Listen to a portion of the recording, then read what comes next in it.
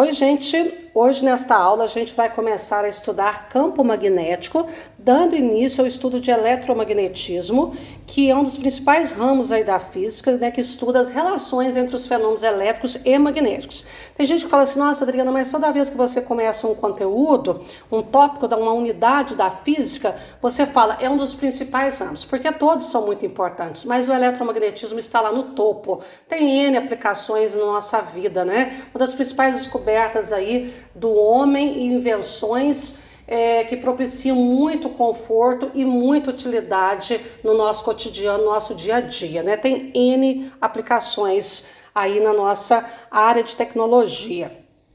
Então, dando início aqui às noções de campo magnético e propriedades dos ímãs, o que é um campo magnético? Campo magnético é a região de influência magnética que existe em torno de um ímã ou em torno de um fio condutor conduzindo corrente elétrica.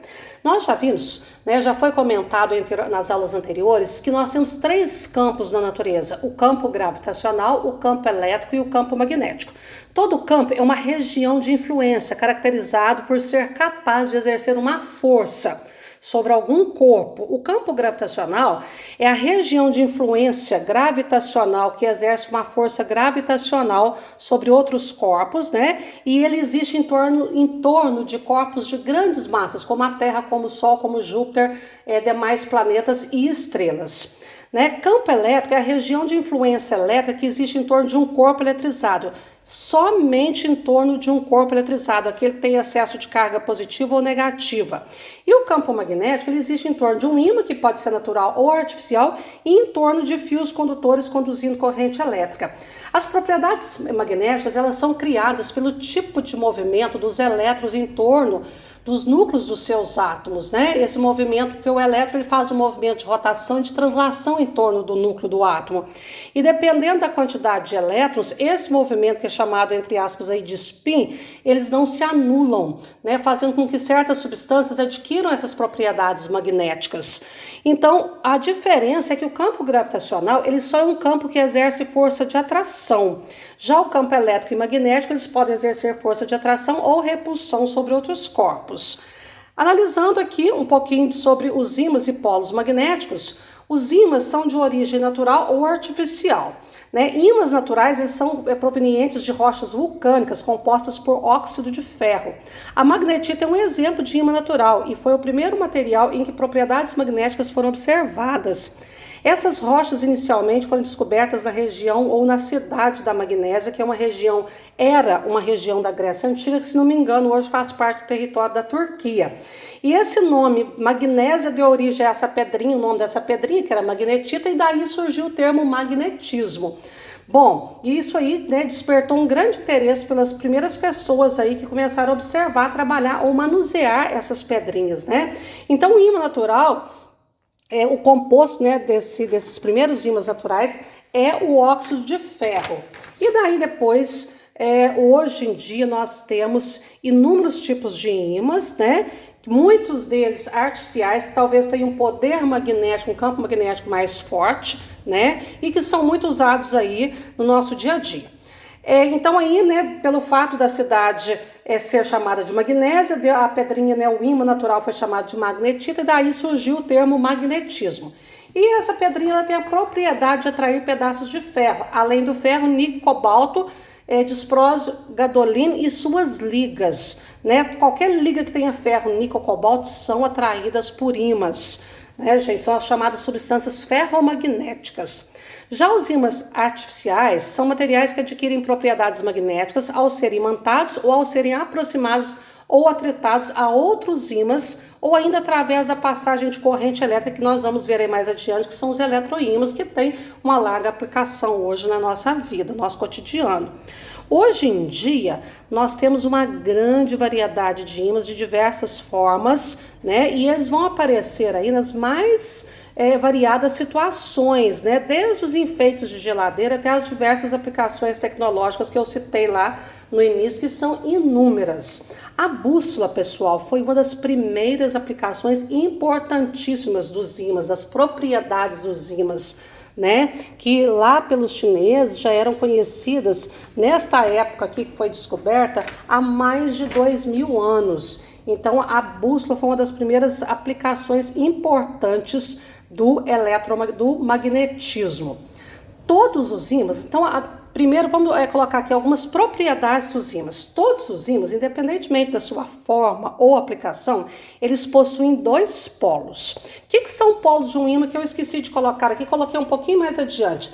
Os polos de um ímã é a região do ímã, seja ele de qual formato, onde o poder, o campo magnético é mais forte. Então, todo ímã ele tem dois polos. Um polo que é chamado de norte, nós vamos representar pela letra N, e outro polo que é chamado de sul.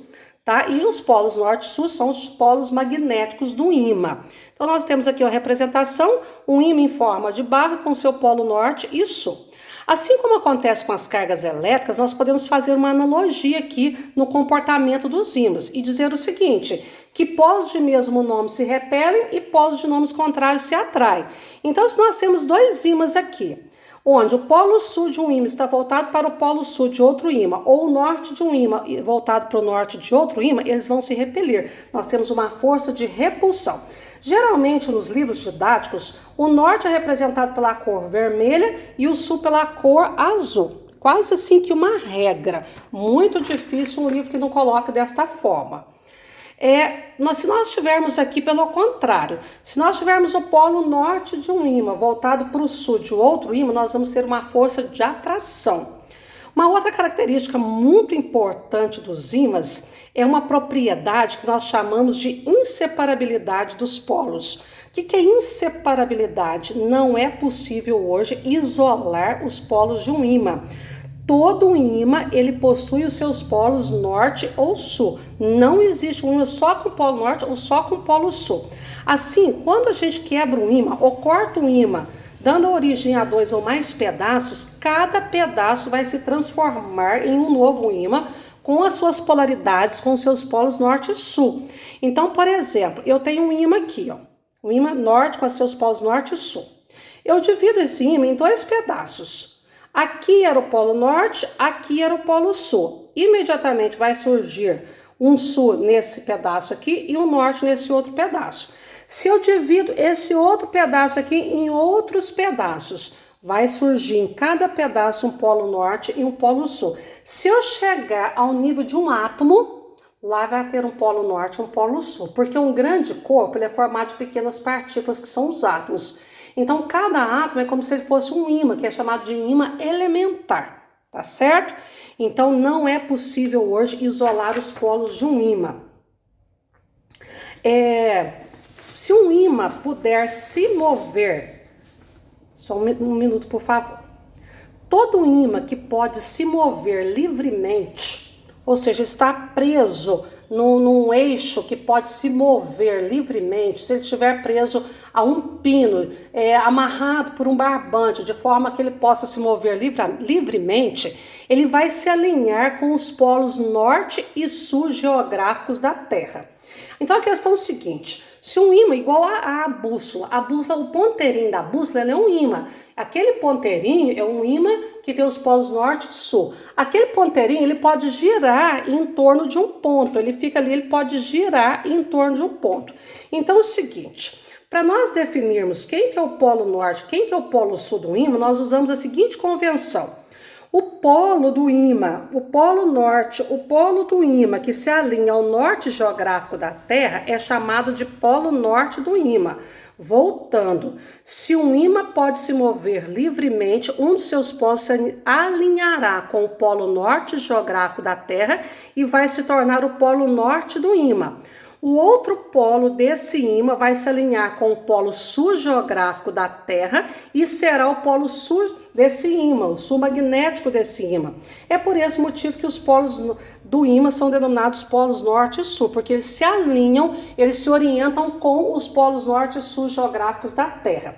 Aqui eu só lembrei que o polo de um ímã é a região do ímã onde o campo magnético é mais forte, mais intenso. E esses polos se localizam nas extremidades do ímã. Todo ímã tem dois polos que se localizam nas suas extremidades. Muito bem. O planeta Terra possui em torno de si um campo magnético. O planeta Terra é um ímã gigante, tá? Por esse motivo, as extremidades da Terra, nós temos os polos da Terra, que são as extremidades da Terra, onde o campo magnético é mais forte. tá ok?